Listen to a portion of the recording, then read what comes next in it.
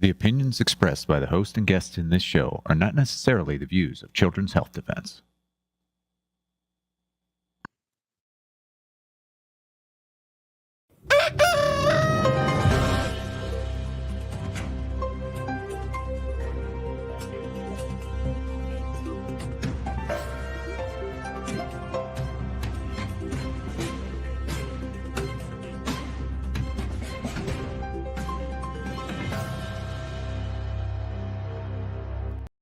Good morning, CHD. It's Friday, the 25th of April, 2025. And I have hijacked Brian Hooker's show. So for everybody listening, Doctors and Scientists is coming up, and it's amazing. It's the Autism Dads, which we always want to hear from. Right. So that was a good show, right? So good. Yeah, it's going to be a really, really good show. Love to hear from the autism. You don't mess with autism dads. We do hand-to-hand combat. So no, I'm so excited to be here with you this morning, Polly, before the Autism Dads. What are we going to talk about today? Right. So I thought it's really important to bring you on because I am getting very frustrated with the press going out at the moment. Now, we all know the press is bought and corrupted, the mainstream press. And all we're hearing is autistics are freaking out about Bobby and Robert F. Kennedy Jr. and how dare he. I think these are a very small amount of people that have got the ear of the press. And of course, they want to rubbish Bobby. So I thought we'd put a few of his clips. So Tessa's going to run a few of these clips and we're going to comment on them because your son and my son are in the 25% that Bobby's talking about that will never pay taxes, will never have a job. I mean, Billy looks after chickens, but he'll never be able to go out and look after chickens in a environment where there's people out there. And people don't think we're putting our children down. We're not. It's the truth that these vaccines have taken from them what we can do, which is go out and work. They can't. It's not safe for them at all. No, I couldn't agree more. And I thought that Bobby's comments were spot on, and he was very brave by what he said regarding low functioning autism, because the folks at the high functioning end have co-opted the arguments and co-opted the entire narrative around this, and it's just not that way, and people really need to know. Yeah, and Autism Speaks, the National Autism Institution, or whatever you want to call yourself, you don't speak for our children. You never have done. That's why we're sitting here today, because you're not standing up for our children. And Bobby has an enormous amount of support all over social media. It's just that mainstream media will not pick up us. They will only pick up the high functioning. So let's take a look. That's right. That's right. Okay, let's go to the clip. Wonderful. 25% of the kids who are diagnosed with autism are nonverbal, non-toilet trained, and have other stereotypical features, head banging, tactile and light sensitivities, stimming, toe walking, etc. This is an individual tragedy as well. Autism destroys families. More importantly, it destroys our greatest resource, which are our children. These are children who should not be suffering like this. These are kids who, many of them were fully functional and regressed because of some environmental exposure into autism when they're 2 years old. And these are kids who will never pay taxes. They'll never hold a job. They'll never play baseball. They'll never write a poem. They'll never go out on a date. Many of them will never use a toilet unassisted. And we have to recognize we are doing this to our children, and we need to put an end to it.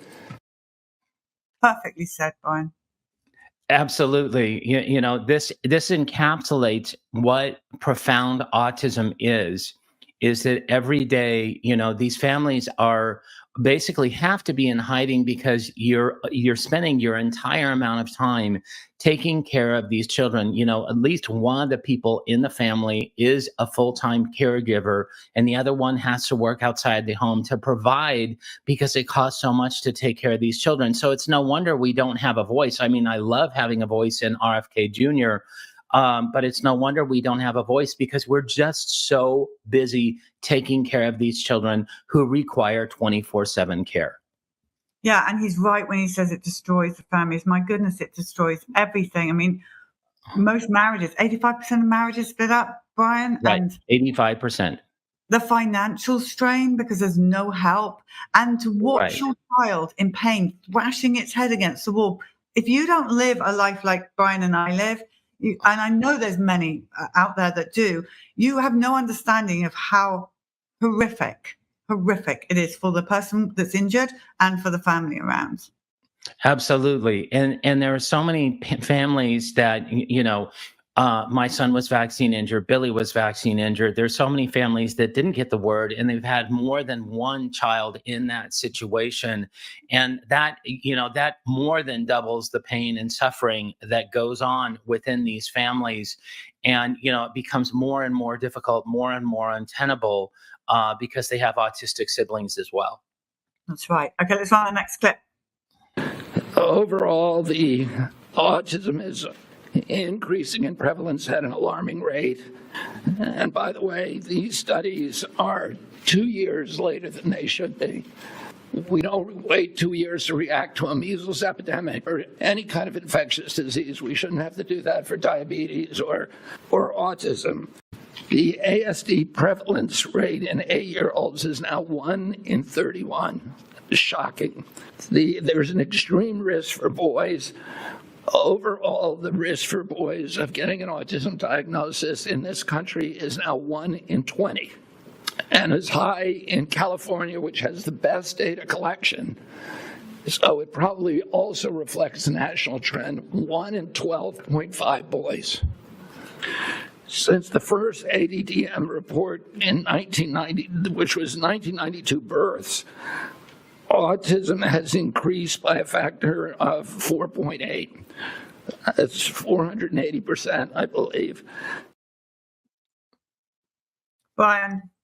Absolutely correct. 480% since these children turned 8 years old in the year 2000. It's absolutely unacceptable. When Billy and Steve were born, the rate of autism was about 1 in 250, 1 in 500, and now 1 in 31, and probably more accurately 1 in 12 males. Reflecting the numbers in California, we are at a position of a crisis. And, as this continues on, and if something isn't done quickly, then everybody will be either autistic or caring for somebody who is autistic. And these numbers they're across the boards.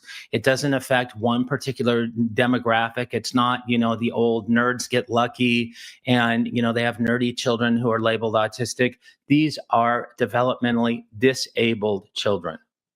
And people are screaming out in the press, how dare Robert F. Kennedy Jr. investigate autism? Leave us be, we're fine.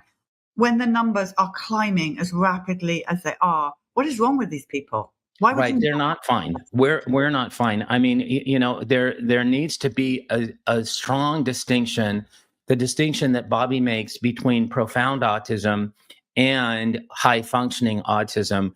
And even though these individuals that claim to have these boutique diagnoses of autism are living lives, they're going on dates, they're paying taxes, they're doing things. That's only really 13% of all the autism cases. I saw a statistic the other day that 87% of all children who are diagnosed with autism will not be able to live independently. And so it's much, much worse than what the press would purport, that people like Elizabeth Warren, who are somehow insulted, because our kids exist. I'm sorry, they do exist. There's nothing that you can do about that. And they are not going away anytime soon.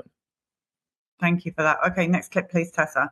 We're going to look at all of that. We're going to look at obesity in the parents. We're going to look at the age of the parents. We're going to look at diabetes in the parents. We're going to look at all these potential exposures. And because of AI and because of the digitalization of health records and the mass of health records that are now available to us, we can do this much more quickly than has ever been done in the past. And we're going to look at all the potential culprits. We're going to look at mold. We're going to look at food additives. We're going to look at pesticides. We're going to look at air and water. and medicines. So, we're going to look at ultrasound, because there's a timeline that, something happened. In fact, Congress said to EPA, ordered EPA to tell us what year the autism epidemic began. The EPA scientists came back and said it happened in 1989. You have to find a toxin that became ubiquitous around that time period. And that affected every demographic, from Cubans in Key Biscayne to Inuit in Alaska. And that affects boys at a 4-to-1 ratio as girls. There's a limited universe of those, but actually it's quite large.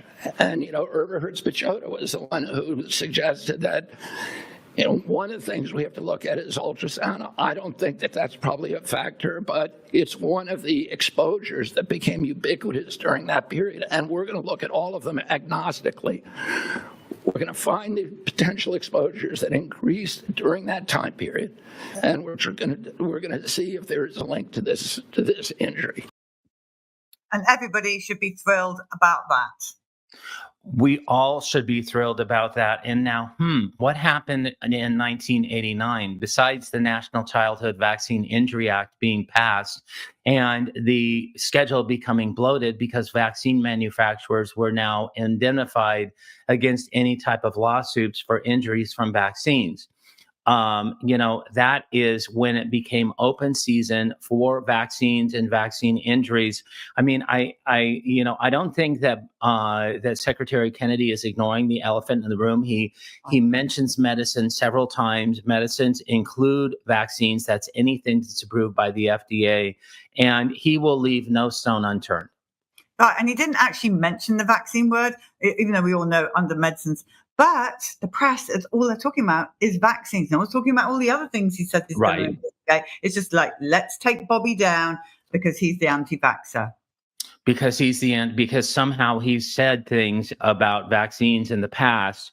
And so therefore that makes him the anti-vaxxer. And then he would dare look at this sacred cow autism that, by the way, brings in billions of dollars regarding things like Risperdal, Adderall, other types of SSRIs that they want to put our children on for the pharmaceutical industry. So they don't want their gravy train to go away. So of course they don't want the autism epidemic to end, because that means more healthy children, and more healthy children take less medicine. Absolutely. Let's take another look at a clip. We have really good genetic markers now, and they provide a vulnerability. But those genetic markers alone are not going to dictate your destiny. You need an environmental toxin. There are many genetic markers that dictate the methylation capacity of the human body. Many people smoke cigarettes, and only 1 in 5 died from lung cancer. There were 4 of them that didn't. And those were the ones that had some circumstances, probably genetic, that made them more susceptible to it. The same is true. We know that that glutathione production. Glutathione is an enzyme that helps the human body excrete metals and toxins. People with low glutathione production are more vulnerable. People with the MTHFR gene, which dictates methylation, are more vulnerable. People with high testosterone are more vulnerable. So there are a lot of genetic vulnerabilities. But you need an environmental toxin. Yes, you do. You do need an environmental toxin, and really, get out of the way of Senator Kennedy while he does his work. Obviously, the man knows what he's talking about. He's talking about these different genetic markers and these different enzymatic anomalies in autistic children. He's done his homework. He's done his research. He knows what he's doing. He needs to have the vote of confidence in order to actually do it. Genetic reductionism is dead. Everybody knows it. Anybody that has it on the tip of their tongue is absolutely lying about it, because they know, all you have to do is look at the numbers to know the truth. Correct. Okay, next clip, please. There are many, many other studies that affirm this. And instead of listening to this canard of epidemic denial, all you have to do is start reading a little science, because the answer is very clear. And this is catastrophic for our country. There's a recent study by Blaxell et al. And a team of other researchers that said that the cost of treating autism in this country by 2035, so within 10 years, will be $1 trillion a year. This is added to already astronomical healthcare costs. And then there's an individual injury. These are kids that this is a preventable disease. We know it's an environmental exposure. It has to be. Genes do not cause epidemics. They can provide a vulnerability. You need an environmental toxin. And Irva Hertz-Pichota pointed out that because of this mythology, that the amount of money and resources put into studying genetic causes, which is a dead end, has been historically 10 to 20 times the amount spent by NIH and other agencies to study environmental factors, to study exposures, to study external factors, and that's where we're going to find the answer. I'm so excited that he's doing this, and I believe that they will find the answer. I believe that they will tell the truth about the answer. You know, Secretary Kennedy has shown bravery in what is on the table and what he will question, which is essentially everything. And that is the way good science is done, by shelving environmental factors over against genetics. They've put autism behind by at least 20 years. Autism research is 20 years behind where it should be because of all this genetic reductionism that has been rampant throughout. Again, you do not have genetic epidemics. Something is going on that caused the prevalence to increase from 1 in 10,000 in the 1970s to 1 in 31 today. Next clip, please. Need to move away from is this ideology that the autism diagnosis, that the autism prevalence increase, the relentless increases, are simply artifacts of better diagnoses, better recognition, or changing diagnostic criteria. If you look at Table 3 of the ADDM report, it's clear that the rates are real, that they are increasing in the last 10 years, which is the beginning with the first one, year by year, there is a steady, relentless increase. Fine. We've predicted this for years and years and years. And one of the things that the report shows is that underserved minorities are getting higher levels of diagnoses than now Caucasians. And we predicted this back with the Bill Thompson effect with the MMR vaccine that showed African Americans were actually at a higher risk of autism than Caucasians when they got the MMR on time. And so with the bloated vaccination schedule, which now has the COVID shot, the RSV shot, the Prevnar shot, the HPV shot, so many shots have been added into the schedule within the last 10 to 15 years. And with the RSV coming and, prenatally, and the COVID shot within the last 5 years, it is going to be a cataclysm. And unless this is turned around, it will continue to increase. Yeah, well, I don't think we'll show any more clips from Bobby, because I think we kind of summed it up. Right. As it is. But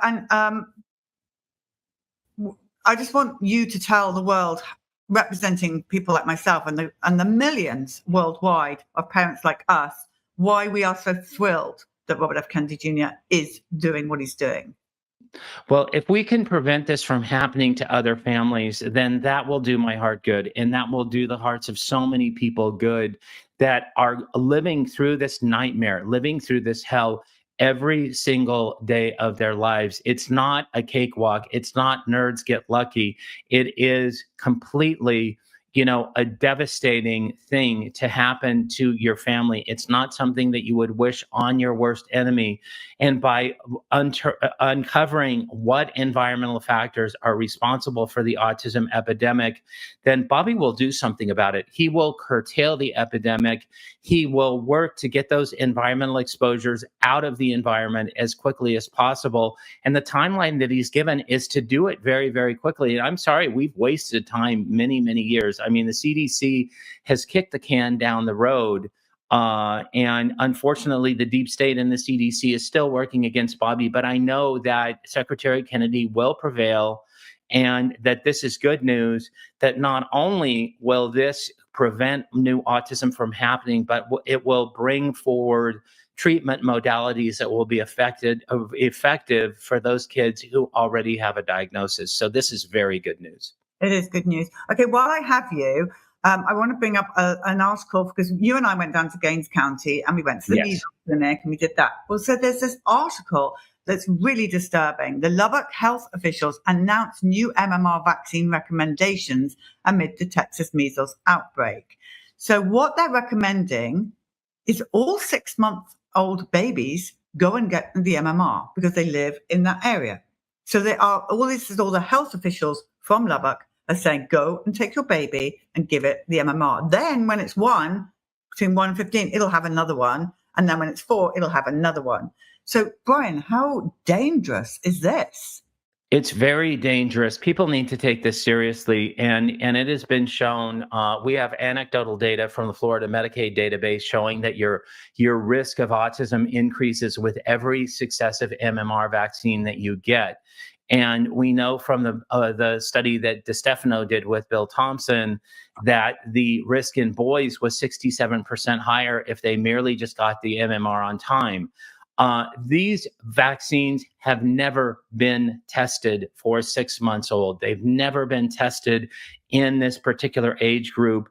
And the neurological problems and the amount of cytokine storm that happens because you're introducing 3 live viruses, which is not natural, does not happen in nature, into the system through injection, not through ingestion or inhalation, which is the normal route of exposure.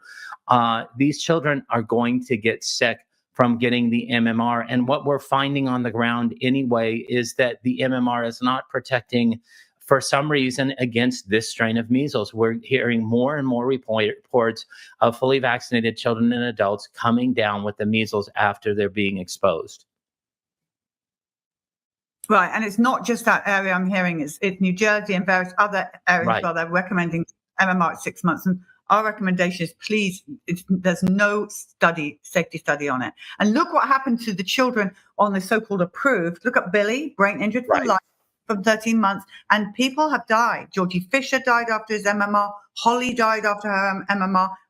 Your child may die. Your baby may die if you take it for a vaccine at 6 months. End of. Plus there are other shots, Brian. Right. There are other shots at 6 months of age. In fact, 6 months is the appointment where they get the most vaccines ever in their entire life. They can get upwards to 8 different needle sticks in that single doctor's visit. So if you're adding a live virus vaccine on top of that, is cataclysmic. It is a recipe for disaster. You hear these children who are on these catch-up schedules getting this many vaccines, and they end up dying, or they end up having lifelong disabilities, lifelong diseases that they have to deal with and cope with. It only takes one. It really only takes one. And I would say out of the childhood vaccines, the MMR is the worst of the worst. And that's why we have CHD TV, to bring you the truth that the mainstream media are not going to bring you. And thank you, Brian Hooker, and the science department that you run for bringing us this factual information. Now, everybody, we're going to go to a little message from Zen Honeycutt, which she wants out ASAP because it's important. And then we're going to go to doctors and scientists with the autism dads. You're going to really enjoy this. But from Brian and I right now, pray big, everybody. I stand firm and never settle. Right now, Georgia Governor Kemp is considering a bill which would give immunity to all pesticide companies from lawsuits. North Dakota's Governor Kelly is also considering the same bill. This would give pesticide companies complete immunity from lawsuits for cancer or any type of harm from the use of their products. This is unconscionable. This is 3 times worse than what the vaccine companies got. The vaccine companies got immunity from lawsuits, but they have to provide money from each one of the sales of their vaccines for a special fund. There's a special court system set up for vaccine damaged children or people. There's the VAERS system, which is the Vaccine Adverse Event Reporting System. The pesticide companies want none of that. No reporting system, no special fund, no court system at all. If your uncle gets cancer from using Roundup in his backyard, too bad, so sad, says the pesticide companies. He's going to have to deal with a $10,000 a month cancer bill, which is average. If you even have insurance, it's $10,000 a month. Now, this is unconscionable, and we're asking people to not only let Georgia Governor Kemp know that he must veto this bill, but Governor Kelly of North Dakota must veto this bill. And if any one of them get passed and they go to the federal government, that your federal senators and representatives must stop any federal bill that's going to give pesticide companies complete immunity from lawsuits. They must be accountable for safety. No pesticide company should be allowed to poison our communities with impunity. Every company, no matter what you do, should be accountable for safety. We are in a capitalist country. Make what you want, sell what you want, but make it safe. If you don't, you're going to have a tidal wave of mothers coming after you. Well, good morning, Ph.D. Welcome to Doctors and Scientists. My favorite doctors and scientists are actually those that got PhDs in being autism dads. And I am so excited, happy, thrilled, every good adjective that I can put in there to have these autism dads join me. Let's bring them all on. We've got Wayne Rohde from Minnesota, Louis Conti from Westchester County. Is that right? Are you in Westchester County? Yes, Westchester County, New York. New York, that's a place, right? And then Scott Bono Yes. from North Carolina. My good buds. You know, it's nice, even if I have to see you in 2D, sometimes we get to see you in 3D, very, very rarely, but welcome to the show, everybody. Thank you so much, Autism Dads. We are strong. We are mighty. We are underrepresented because we're overworked and usually not on camera, but thank you so much for joining me. I don't want to call you the OG because you're not that old. And I've never known you to be a gangster. I've never seen you break any laws, at least felonies. And so, Scott, tell us a little bit about your story. Your son, Jackson, you just told me before we started filming, is 36 years old, has autism. And so where did you start? I remember seeing you on C-SPAN way back, what was it, in 1999 and 2000. And where are you now? Originally, I was subpoenaed for late 98, and I didn't get on until April of 2000. Jackson was normal, and he had a regression at about 19 months old and went through is he deaf? Is he losing his hearing? Is he having who knows what? We rolled out a bunch of things and pretty much landed to address a lot of his medical issues that were, acidic diarrhea, constipation, projectile vomiting. And the more we addressed his biomedical needs, the better or more available he became. He's now 36, has a full-time job that he goes to in Chapel Hill, North Carolina.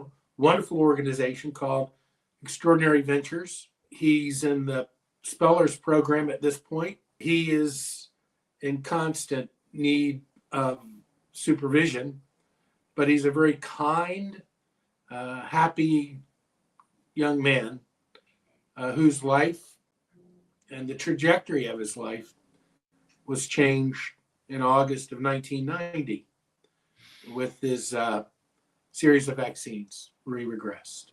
But his mother and I have beaten the odds too. We're still married after, we've been together for 43 years. Incredible. Congratulations. And, That's great. He's holding his own. And my story is not much different than the other gentlemen on these panels. Absolutely. And I want to say that I'm so excited for Jackson. He's graduated from the 3-letter boards. Anybody that's familiar with spellers knows that you start with 3 boards that split up the alphabet. and then you go to the 26, which is quite a milestone. So congratulations. Thank you. It took a year. You just have to hang in there. You really do. It took my son Steve 18 months to get on the 26, and so it's in hindsight, it absolutely completely worth it. So wonderful, and congratulations. I want to move to Lewis. Lewis, your situation is near and dear to my heart because I have twin autistic nieces down in Texas. You have triplets, and two of them are on the spectrum. How do you walk around and make sense and function in society given that constraint? I really don't understand, and I marvel at how you're able to do that. My sons, Thomas, Sam, and Louis, are doing well. I also think, to echo Scott, that vaccines are implicated. Thomas, who is the most affected, was the lowest birth weight of all three boys. And they're all doing well. Sam, Louis has a job at an architectural firm. Sam has two jobs. Sam works at Prospector Theater in Ridgefield, Connecticut, which is a movie theater which actively supports people with disabilities and employs dozens of folks with disabilities. Great program. He also works at Sleepy Coffee too, where he gives people coffee on Thursday and Sunday mornings. He's a barista there. And he does other programming as well. Thomas has a rich and varied life. He loves horses. We have him at a program called Endeavor 21 a few days a week. And he loves the horses there. And also, to echo what Scott said, just gentle, loving people. So I'm very proud of all of them. It's so good to hear a good report for all three of your sons, and I know you're extremely proud dad, and extremely busy dad at the same time. Wayne, let's go to you. You're up in the Great White North of Minnesota, not Canada, a little bit south, but just as cold. How have you been able to sustain and over the years? Your son is Nick. He is 27 years old, like my son. Tell us a little bit about your beginning story. And what gives you that? You've got a lot of staying power, and I mean that for everybody that is on this call. Not only are you taking care of your own wonderful special children, but you're advocating for others. So tell us, how have you been able to do that? First off, if you look around here on the guests here tonight, we're all kind of missing hair. That's why I'm jealous of Scott's hair. He's got a lot of flow, whereas the rest of us are kind of hair yielding on top. So yes, it's nice. My son Nick and his twin brother Austin, we were living in Plano, Texas at the time when they were born. And what's interesting is that they were born a little bit premature, but 10 days apart. Austin was the first, and 10 days later, Nick decided to be born. And this was in mid to late October of '97. It wasn't until a year later that we decided we're going to get him the vaccines. And it was the MMR vaccine that triggered and changed our lives forever. Austin did not have any problems other than he cried for a couple of minutes. And then he saw his little Band-Aid, and then he thought that was pretty cool. But Nicholas had a severe reaction, a very almost like an allergic reaction, anaphylactic reaction. And true to form, for the next 2 weeks, we were battling a lot of severe reaction as far as crying, diarrhea, vomiting, temperature spikes, etc. And then that started calming down after a couple of weeks. It wasn't until about 18 months, which was about 5 months after their vaccinations of the MMR, we noticed Nicholas started losing some speech, and eventually by 24 months lost all of his speech. And he started also developing what we call some of these autistic behaviors, looking at ceiling fans and had no desire to play with his brother and things like this. And so we decided, okay, we have something here. We don't know what it is. My wife she wouldn't say autism. She said the A word, and she was scared to death. Mm. And it wasn't until a few years later we were able to actually get a diagnosis. And the Columbia University trained psychiatrist at the time, she gave us what she says is, this is all I know. And it was a 2-page Xerox copy out of a classroom textbook and a prescription for Ritalin.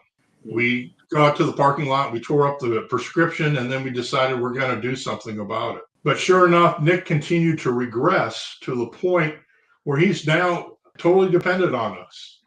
He can get around, run around the house. He gets outside in the backyard and gets on this trampoline and has fun, things like this. And I also take him out every evening. We drive around the neighborhoods and looking around in the scenery, things like this. But he's nonverbal, and he still has to use adult pull-ups. He's not toilet trained. And this is where he is. But his twin brother, Austin, is just a typical brother. But Austin also decided to do something for his brother, and that is he became a legal guardian for his brother. Wow. Sooner or later, my wife and I, boys will be 28 in October, so I add 3 years, so we'll be married 31. My wife went into labor on her 3rd wedding anniversary, so that's how I figure out how long I've been married. It's the only way. But Austin is now a legal guardian for his brother, Nicholas. And over the course of the years, we've had, this is what it is. We've tried a lot of different types of treatments and therapies and detox. We even tried spellers for about 2.5 years. Right. Nicholas was doing well with spellers if you kept him single, 1-syllable words, the Dr. Seuss vocabulary. Right. But once he got past that, he became very bored and distant and just did not want to pay attention. And so we would have to be very cautious and very patient with him. But it got to the point where he just did not want to do that. So we had to take a break from that. But he did like spellers when he do Dr. Seuss vocabulary. But we also know that he can read, because we will give him a whole bunch of different videos, like Disney videos, without the covers. And we'll ask him, go hand us the Lady and the Tramp, and he'll go through them all, and he'll grab the Lady and the Tramp that's written on the video. So he knows how to read for some reason, and we never taught him that. This was prior to spellers. But we are with who we have right now, and that's Nicholas. He's a happy boy most of the time at 27. And he just likes to play. We have a full-time care assistant that is employed for 40 hours a week with us. Wonderful. And she takes care of him during the week, and then I'll take care of him in the evenings and on the weekends. You all do such amazing work, not only for yourselves, but for others in this. Tell me, Scott, we're at 1 in 31. And I would venture to guess that when Jackson was diagnosed, it was less than 1 in 1,000. I mean, yeah. How did we get here? It's interesting. Back in the 90s, I got tired of not saying much, and I went to Congress, and I made appointments. I had 11 appointments in one day, 11 different congressional offices. And I felt as though that the vaccines were causing the autism. And if I was right, that we would go from it was 1 in 2,500 at the time. Wow. And I was seeing, what I was seeing was what we've all seen. And I remember it was about 5:50 in the afternoon. I had finished 11 appointments, telling the tide is coming in. We're going to have a tsunami of neurodevelopmentally challenged children coming into our system if we don't do something. And I believe this is what's going on. At the end of that day, I was walking from the Rayburn building over to the Capitol South subway station. I'm trying to call my wife. I was walking and I just started crying. And I'm not a good crier. I'm a blah, that kind of cry. And I'm a tall fellow. I'm 6'5", 230, 240, big fellow. And a big fellow crying is a little off-putting. So I walked away from the line of people going to the subway. And I remember thinking, if I'm right, 1 in 2,500 is going to be 1 in 100 soon. Mm-hmm. Well, now we're at 1 in 31. 1 in 31.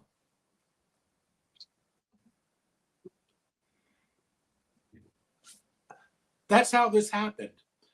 I think that there are certain programs that are just a program. The vaccination program is so special. It's just so much money, so much corruption. The science has been corrupted. The politics have been corrupted. It is the most anti-democratic, anti-capitalist system of addressing our children's injuries that could ever have been imagined. It's anti-democratic. It's against all forms of government because the check and balance of the court has been removed. And the check and balance of a capitalist society is being held responsible for your product. Right. That's been removed. I don't think this was by accident. I think it's by design. And I hope that justice is coming. I think that the declaration of Secretary Kennedy, we will have some answers in September, is weighing heavy on industry and weighing heavy on a lot of academics, a lot of physicians, a lot of doctors, a lot of researchers who hitch their cart to evil, to corruption. And I don't know how they're going to look at themselves in the mirror 10 years ago, 20 years ago, let alone 5 months from now. And hopefully some people will be going to jail. I think they need to go to jail. And I hope that soon. I also hope that there's really science done. A true vax-unvax study where we don't have the interests of industry sticking their fingers in and holding their thumb on the scale by all means watering down what is rather obvious, and that is vaccines most likely is what we've got going on here. It's the only common exposure that we see. It might be glyphosate. It might be plastics. This happened to start, that 1989 birth cohort is the start. That happens to be that first group that came of age for these medical interventions we call vaccination. After we set up a process of the vaccine injury compensation program. I don't think it's a coincidence. No. My opinion. There's so much that we've gone through collectively as autism dads, as the parents of children who were vaccine injured. And Wayne, you've written extensively about, what was supposed to happen, and what did happen regarding the National Vaccine Injury Compensation Program. Tell us a little bit more about, what you've uncovered, what you found out, and show of hands, who was in the omnibus? I was in the omnibus. Were you guys in the omnibus? Okay, Scott, Wayne, probably a smart thing. I was not. Yeah. And Lewis, you were not in the omnibus? I was not. I became aware of it, frankly, too late to make the filing deadline. Right. And in many ways, that may have been a blessing because it allowed me to when I ultimately studied the program with Mary Holland, and Lisa Cullen and Robert Krakow to keep some measure of objective distance from it, because it's important to do that. I'm a law enforcement investigative background, Right. so that was important to me. But let's go back to Wayne, because Wayne has spent hundreds of hours here. So Wayne, talk about vaccine court. Let's go back and how I got tangled up with this. My wife was very curious about what happened with Nick, and so she took a sabbatical from work back. I think it was in 2002 and 2003, and she stumbled across Barbara Loe Fisher's group, DBIC. I mean MBIC.org, and there she found some information and an attorney. And we bundled a whole bunch of medical records, and it was 3 banker's boxes. If anyone knows what a banker's box looks like. And we had 3 boxes of that and sent that up to our an attorney. And 2 months later, he calls back and he says, "You guys have a hell of a case. You have a great case for what we call vaccine-induced encephalopathy, a brain injury. You got one problem. You're already term limited. You're time barred." We were already at 3 years, 9 months. There was no way we could file anything. So I kind of put that to the side, but it kept bothering me. But I was then fighting for insurance coverage. And at the time we were living in Oklahoma, and we didn't have, insurance coverage for any of the disabilities, not just including autism, but others. So we were fighting that good fight like other people were in other states across the United States. But it kept bothering me. And I was talking with Lou. I think we were prepping for an Autism One conference back in 2008 or 2009. And I started thinking about it again. And John Gilmore and Robert Krakow, who I got to know prior because we were running some thimerosal-free bills in Oklahoma to get thimerosal out of all the vaccines. I was just talking about, the parent stuff like this, but I have to blame Lou here. I'm going to blame Lou for altering my life for the rest of my, like this. But he says, "Wayne, there's this vaccine court that would really interest." And it was Lou, who I probably love more than he'll ever know. I love this man because of what he did and educated me on what we call the MVICP, or the vaccine court. And he taught me how to go in and start researching it, look at the court docket, pull the decisions. And that's what I did. Then he helped me put together kind of like an outline and to say, "Hey, you need to publish a book." And he helped me get connected with Skyhorse Publishing. And off I went. And I interviewed over 285 families who has suffered some type of vaccine injury or death in their family. But I stayed away a lot from the autism families. I wanted to know more about the other types of families. So I wrote that book, and it was published in 2014. And that's where I started looking at the nuances.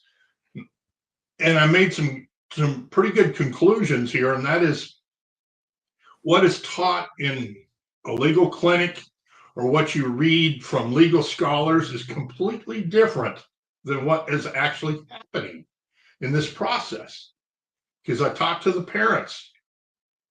They're the ones that are telling me that they go into, they're going to get compensation and get into a damages phase. And the DOJ attorneys would be arguing with them because the parents wanted a certain brand of adult pull-ups for their child, who is now an adult. And DOJ would say, "No, we don't want that. We're going to give you generic." And so they were just arguing over pennies. And they would do a lot of other things, process. The program is more about protecting the vaccine program in the United States instead of understanding and compensating those who have been injured. And the way they're doing a lot of that is that it's through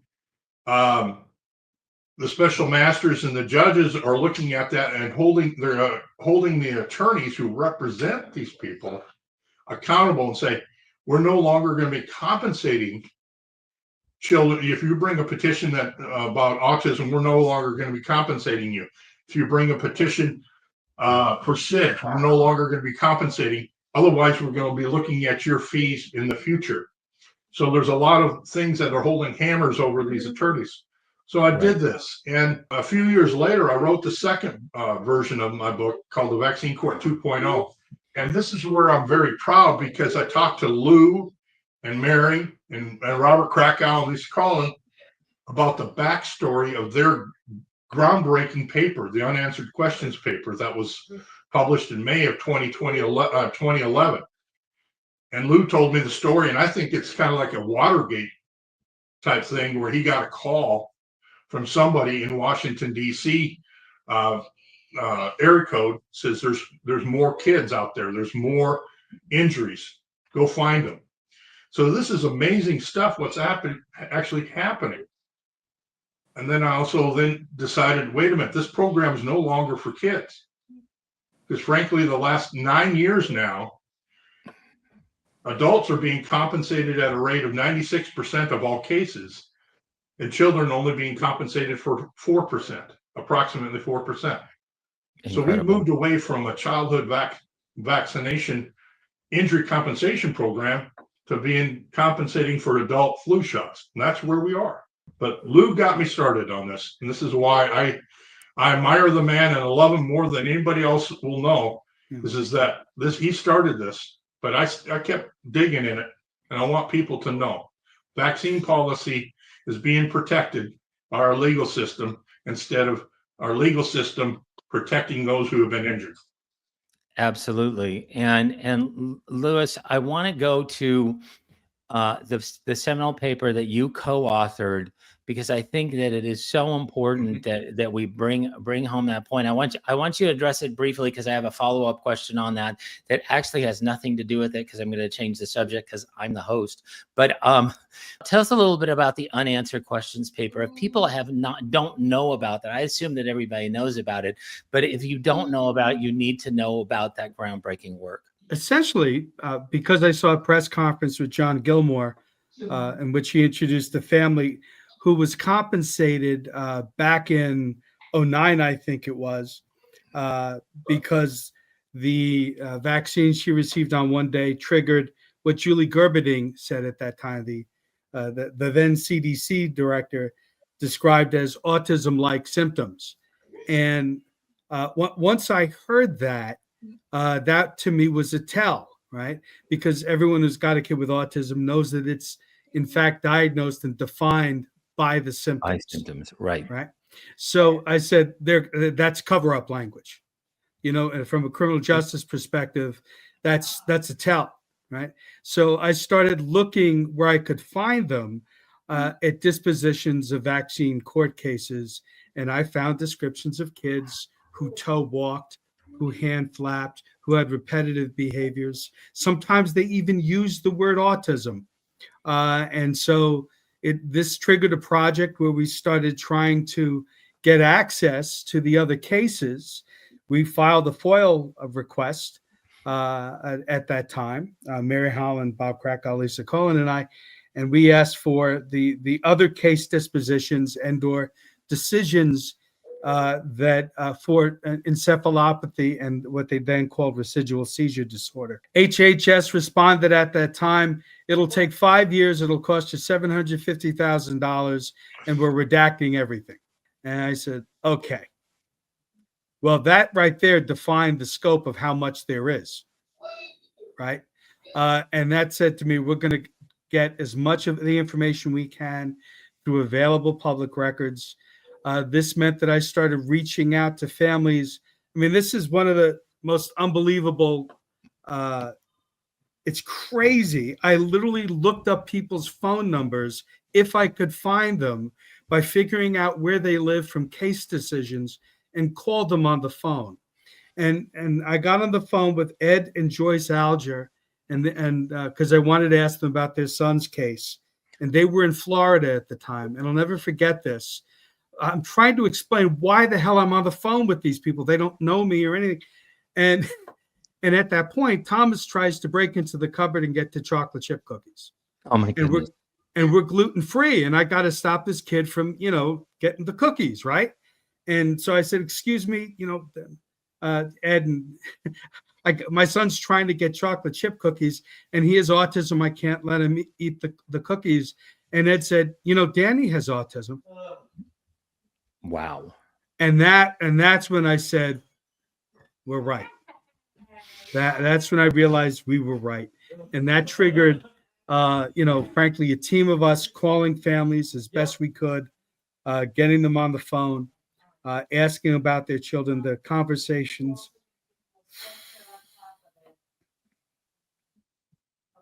Were gut wrenching. I'll leave it at that. But, basically what we found was 83 cases compensated by the federal government for encephalopathy or seizure disorder where the child also had autism. And then they had the omnibus autism proceeding. Right. Right. So, all the time during those proceedings, they knew that they had compensated children for vaccine-induced brain damage, encephalopathy, and ultimately some of the symptoms, not for all, but for many of the children, was autism. And so you have, what the paper is really about is asking, how much autism was prevalent in the population of compensated cases, and doesn't that tell us something? Now, it's not a scientific way of proving that vaccines cause autism. We've never claimed that. But what we have said is that this should be the basis of more research and real science. And we asked for that. There was actually a press conference years ago about this, and some media coverage. And we asked for better science to be done. I'm now hopeful with Secretary Kennedy that we will get to that research and that we will figure out what went on here. Those cases are an important element of evidence, as I would call it, in building the overall case. Again, not science, never said it was, but it's an important indicator of what is going on and what vaccine injury looks like in children. So that's what that paper was about. Such groundbreaking work. And, shame on the government for deciding that some cases of autism were compensatable, other cases of autism weren't compensatable. And then if you use the dirty A word in the omnibus, which would obviously bankrupted the program over and over again, then you do not get compensated. Now, I want to look at brighter spots. I mean, this is looking at government malfeasance is not a fun thing to do. It's a really, really dark place. If you can name the intervention or the thing that has made the most difference and that has been, the greatest blessing for your wonderful, special son, child, now adult. Let's start with you, Scott. The biggest step forward was addressing the virus with antivirals. He had some type of viral issue. And the second is addressing his immune system, faltering immune system. So antivirals and immune regulation. What type of change in trajectory did you see in terms of, different breakthroughs, different things, like comparing before and after, if that's possible? Once we got on the antivirals and addressing the inflammation, we had a child who could poop on the toilet. Right. That it didn't solve his autism, but it really improved his life. He was able to control his bowel movements, his going to the bathroom less frustrated.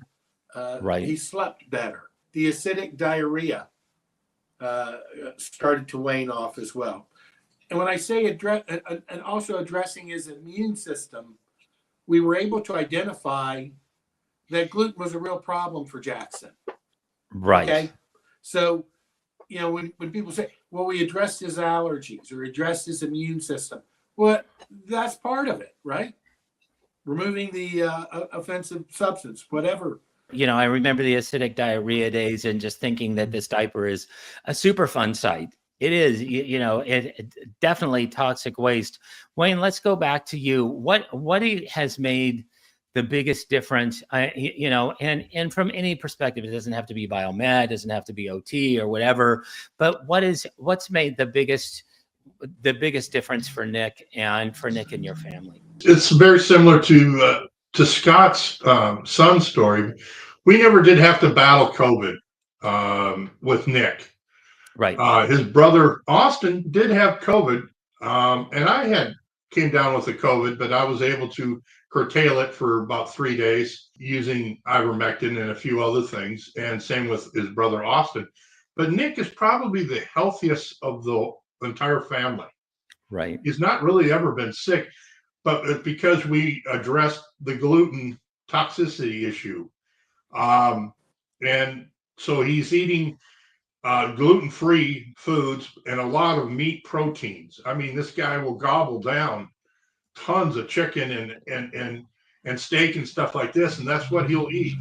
And so, he's a very lean 6'1", 150 pounds, very strong.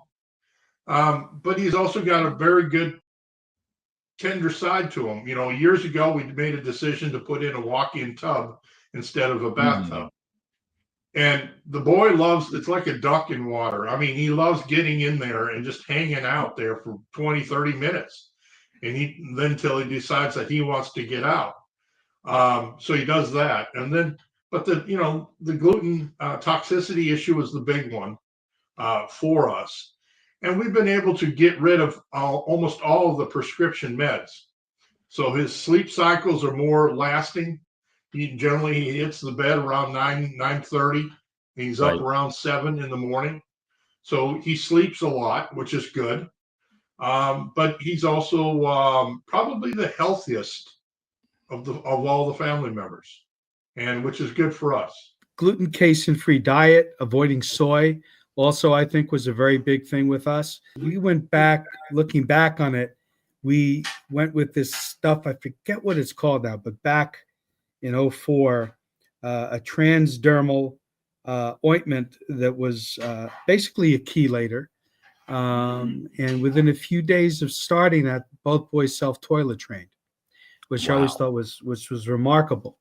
In terms of interventions, we went through RDI, Relationship Development Intervention, and that's left us with 2 kids who are very connected to us, who constantly reference us to see if everything's all right, to make sure we're happy. This is a very loving place. I mean, they're good young men. I mean, so, with Thomas, we did battle seizures for a while. We had to, put him on some standard seizure meds because you can't have, one bad fall and your kid's gone, Right. So we had to deal with that. But we've stuck with gluten, casein-free diet.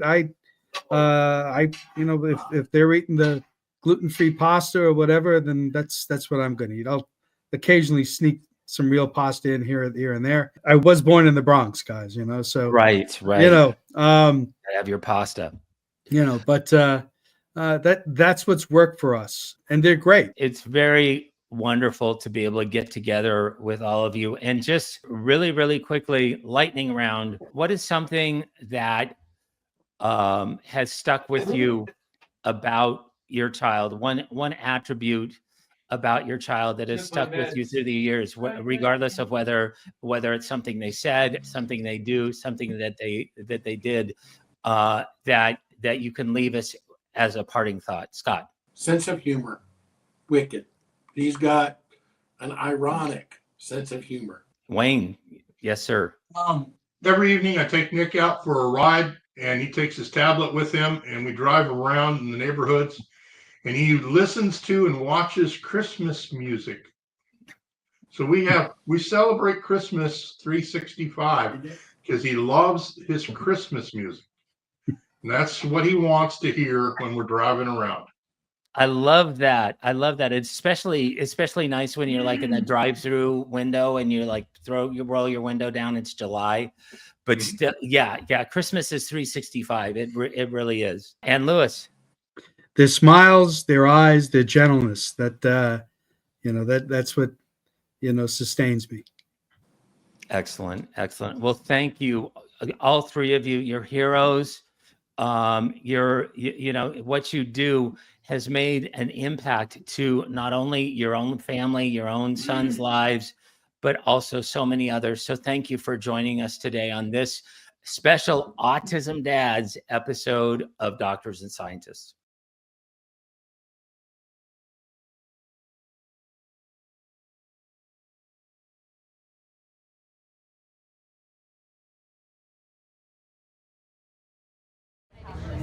I'm the one with the 2 children with autism. Tell us your story. I'm a registered nurse. I feel so bad for you. We speak to so many registered nurses. Honestly, your pain is double because Licensed years before I had my first child. I bought what they sold me in nursing school. I promoted vaccines. I even ran vaccine clinics myself. You vaccinated babies? I did. That was what you were trained to do. So. And now? My daughter was born in the States, so she did get the Hep B on day 1. And not knowing, she got all of her vaccinations on time.